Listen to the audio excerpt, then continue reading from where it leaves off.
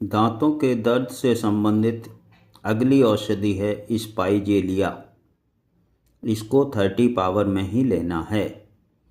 जब दांत बिल्कुल ठीक दिखते हों फिर भी दर्द हो तब ये दवा उपयोगी है।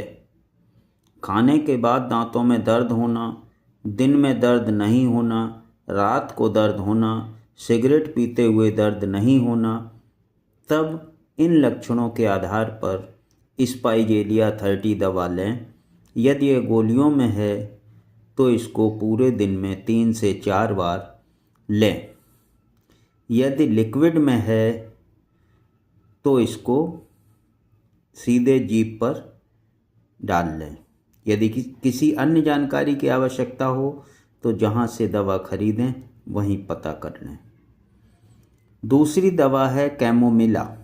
अगर सारी दंत पंक्ति में असह्य पीड़ा होने लगे और रोगी को गर्म सेंक या गर्म पानी से आराम पहुँचे तब उसे कैमोमिला देनी चाहिए। कैमोमिला भी 30 पावर में लेनी है। पूरे दिन में 3-4 बार लेनी है। अगर लिक्विड में है तो जीभ पर सीधे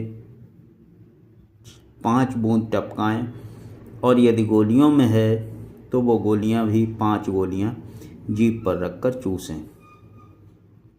काफ़ी आराम मिलेगा।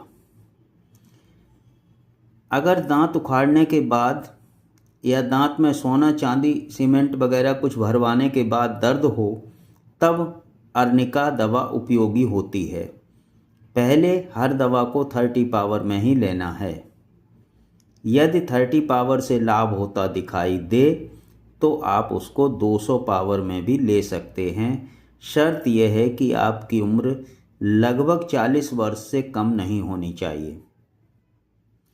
अगली दवा है एकोनाइट। सर्दी लगने या ठंडी हवा के झोंके में बैठे रहने के बाद दांत में दर्द होने लगे तो उसके लिए एकोनाइट दवा उपयोगी है। एकोनाइट भी 30 पावर में ही लेनी है। सभी दवाइयों को 30 पावर में लेना है।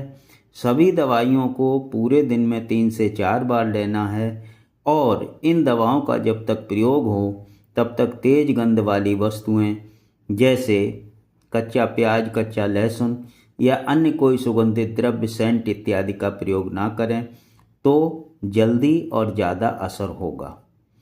इसके अलावा यदि अन्य किसी जानकारी की आवश्यकता हो तो दवा की प्रयोग विधि बताई गई है। फिर भी यदि कुछ छूट गया हो तो आप जहां से दवा खरीदें वहां से पता कर लें।